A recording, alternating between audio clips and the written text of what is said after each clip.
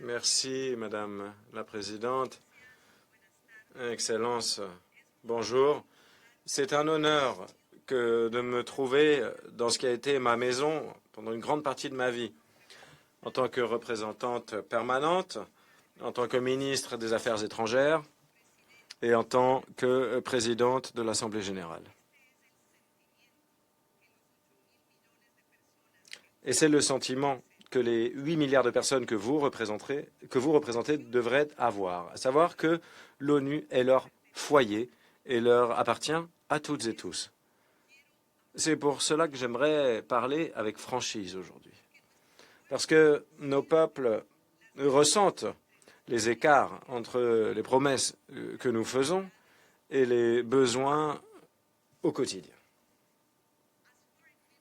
En tant que ministre des Affaires étrangères de l'Équateur, j'ai accueilli des pourparlers entre le gouvernement colombien et l'ELN. Je suis également poétesse. Et donc, je sais que les mots comptent. Les mots ont des conséquences. Les mots peuvent donner espoir. Nous, les peuples. Mais sans acte, les mots sont vides. Cette salle, la salle du Conseil de tutelle, nous rappelle de manière puissante ce que nous pouvons réaliser lorsque nous sommes unis autour d'un objectif commun, épauler les États membres dans leur cheminement vers la paix, vers la souveraineté, vers la dignité, rebâtir des vies, des économies et reconstruire des rêves. Les buts et principes de la charte sont tout aussi pertinents aujourd'hui qu'ils l'étaient en 1945 et peut-être encore davantage en cette ère de la complexité. Lorsque des acquis obtenus de haute lutte sont menacés, lorsque nos systèmes semblent devenir obsolètes, lorsque des défis risquent de miner la coopération, lorsque les besoins n'ont jamais été aussi importants. C'est à ce moment que nous avons besoin d'une organisation des Nations Unies sur laquelle tout le monde peut compter, car aucun pays n'est immunisé vis-à-vis de la géopolitique ou de l'économie géopolitique. Aucun pays ne doit porter le fardeau d'agir seul. Aucun pays ne doit être exclu des bénéfices qui émergeront si et seulement si nous travaillons de concert. Le besoin d'ONU reste indéniable et pourtant, trop souvent, l'ONU est aux abonnés absents ou marginalisée. Trop souvent, l'ONU est lente, fragmentée et fait face à des limites. Les pressions financières ne sont pas la cause. Ce sont les conséquences de défis plus profonds. L'ONU doit rebâtir sa crédibilité et montrer, pas seulement dire, qu'elle peut provoquer de vrais changements, être un partenaire de confiance et représenter une valeur ajoutée. J'ai travaillé sur l'ensemble des piliers de l'ONU et des régions de l'ONU. Je connais l'organisation sur le bout des doigts, mais je n'ai jamais fait partie du système onusien. Je connais ses forces, ses contraintes, ses dynamiques. Je comprends les critiques qu'on lui fait. Et je crois en son immense potentiel. Et il nous revient de travailler ensemble pour prouver la valeur de l'organisation. J'ai conduit les travaux de l'organe le plus représentatif du monde, l'Assemblée générale. Je proviens des rangs des États membres. J'ai la vision, j'ai l'énergie, j'ai la conviction de vous servir toutes et tous avec impartialité et impact. Excellence, nous ne pouvons pas continuer comme cela. Nous devons saisir cette occasion pour bâtir une organisation plus efficace et digne de confiance. Et nous passons notre temps à diagnostiquer les problèmes au lieu de mettre sur pied des solutions. Et je suis profondément honoré d'avoir le soutien d'Antigua et Barbuda, à l'instar de tant de petits États, tout comme le mien, l'Équateur, qui ont contribué de manière exceptionnelle à l'ONU. Un ou une secrétaire générale doit diriger, mais doit également écouter. C'est pourquoi, avant de décider de présenter ma candidature, je vous ai écouté. Et après avoir écouté, ma vision s'articule autour de 4 transformations. avec des propositions qui sont prêtes à être mises en œuvre, avec bien sûr la bénédiction des États membres. Tout d'abord, nous devons agir vite, avant que les crises ne soient déclenchées et que l'espace de la diplomatie se referme. Nous devons recentrer la prévention, la médiation et l'action précoce. Cela doit être notre objectif principal. Nous devons rendre la paix possible à nouveau.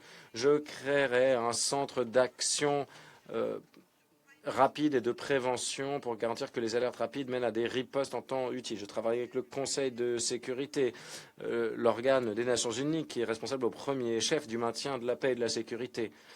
Le secrétaire général et ses bons offices doivent être prêts à agir là ou quand c'est nécessaire. Et je garantirai que l'ONU anticipe et gère activement les répercussions mondiales des conflits, de la diplomatie humanitaire, du terrorisme, de la criminalité organisée, des chocs énergétiques, de l'insécurité alimentaire et de l'inflation. Cela ne peut pas être une arrière-pensée, cela doit être intégré dans notre riposte. Deuxièmement, nous devons obtenir des résultats. Les objectifs de développement durable sont le fruit de notre ambition commune. Mais l'ambition ne nourrit pas nos enfants. L'ambition ne règle pas la question du paiement de la dette ou le manque de financement à des conditions favorables, ne protège pas les petits États insulaires de l'élévation du niveau de la mer, ne réduit pas les coûts commerciaux pour les pays en développement sans littoral. En tant que secrétaire général, j'œuvrerai avec les États membres pour voir où les progrès restent possibles, en tirant parti des capacités analytiques de l'ONU, en déployant des outils de l'intelligence artificielle, en plus de la grande expérience de notre personnel. Je défendrai les marges de manœuvre budgétaires pour les gouvernements nationaux. L'ONU n'est pas la principale instance financière au niveau des questions d'endettement ou de commerce, mais peut jouer un rôle de rassembleur et de soutien. Je jetterai des passerelles entre les différents groupes, les différentes réunions. Je prendrai en compte les points de vue de celles et ceux qui ne sont pas représentés dans la salle et je travaillerai avec tous les gouvernements, le Nord, le Sud, l'Est et l'Ouest pour trouver des manières d'aller de l'avant. Je consulterai également les États membres sur une nouvelle approche du développement qui renforce la souveraineté nationale tout en rationalisant le budget et la bureaucratie onusienne. Le développement ne peut pas être conçu à New York. Il doit être axé sur la demande et il doit être mis en œuvre au plan national. Et au lieu de rechercher des financements pour financer de gros programmes, nous devrons nous focaliser sur des transitions contrôlées avec une organisation qui doit être plus légère et épauler les acteurs nationaux. Troisième point, nous devons faire fond sur notre puissance rassembleuse considérable. L'énergie, la technologie, les changements démographiques sont en train de refaçonner notre monde à une vitesse extraordinaire. L'ONU est la seule instance où tous les pays peuvent se rassembler pour discuter des risques et des opportunités. Je travaillerai sans relâche et tirerai parti du pouvoir rassembleur de l'ONU. Sur l'énergie, par exemple, les questions énergétiques sont morcelées à l'échelle de l'ONU. J'améliorerai la coordination en matière de sécurité énergétique au sein du système onusien pour épauler les États membres et faire face aux chocs et aux bouleversements de la chaîne d'approvisionnement. Sur le front technologique, nous devons faire fond sur le pacte numérique et le dialogue mondial sur l'intelligence artificielle. Lorsque l'IA progresse de manière responsable et promeut la prospérité, tout le monde en bénéficie. L'ONU doit appuyer l'IA pour l'avenir et pas pour une minorité. Quatrième point, nous devons prouver notre valeur au quotidien. L'ONU doit être jugée à l'aune des vies sauvées et améliorée. Chaque effort de réforme, chaque décision en matière de gestion, chaque discussion budgétaire doit être au service de la paix, du développement et des droits humains. Sans quoi, nous devons être assez courageux pour nous arrêter et changer de cap. Voilà mon principe directeur, tout en faisant fond sur le processus de l'initiative ONU 80. Complexe, il est nécessaire de dépasser la vision binaire, secrétaire ou général. En tant que chef de l'administration, je m'efforcerai de bâtir une organisation unie et non une collection d'entités en concurrence pour les ressources. Je demeure ambassadeur mondial, facilitateur et intermédiaire impartial. Je servirai tous les États membres sans discrimination. La secrétaire générale ne doit jamais devenir la représentante d'un bloc, d'une région ou d'un quelconque alignement géopolitique. Étant également artisane de la paix, Je placerai la prévention au cœur de mon action et m'attacherai à préserver l'espace politique du dialogue, à renforcer la médiation, à soutenir les initiatives de paix et les casques bleus, et à veiller à ce que l'organisation agisse avant que les crises ne dégénèrent en conflits et les conflits en catastrophes. Excellencies. Excellences, dans le contexte géopolitique et financier contraint d'aujourd'hui, nos décisions peuvent être vues comme une équation à somme nulle. Souveraineté ou coopération, principe ou pragmatisme, couper les coûts ou sauver des vies. Nous ne devons pas nous laisser aller au cynisme. Le droit international soutient la souveraineté. Les droits humains soutiennent la paix. L'éducation des filles dope le développement. Il y a toujours des solutions gagnant-gagnant. Nous pouvons réduire l'empreinte de l'ONU de manière responsable tout en renforçant l'appropriation au niveau national et la mise en œuvre et rétablir la foi dans l'ONU et dans un avenir meilleur. Excellence, en ce jour, le 15 juin, la Magna Carta a été scellée par le roi John.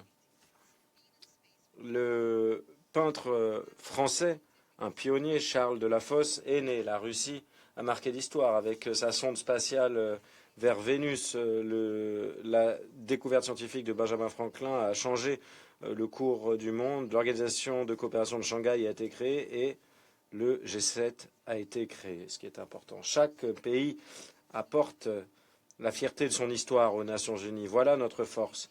Aucune secrétaire générale ne peut réussir seule. L'avenir de l'ONU dépend de notre engagement, dépend de l'engagement collectif d'États membres et du dévouement de son personnel. Je ne me fais pas d'illusions sur les difficultés qui nous attendent. Et pourtant, je reste optimiste parce que j'ai vu ce que cette organisation peut réaliser et l'espoir qu'elle peut insuffler. Merci infiniment. J'espère pouvoir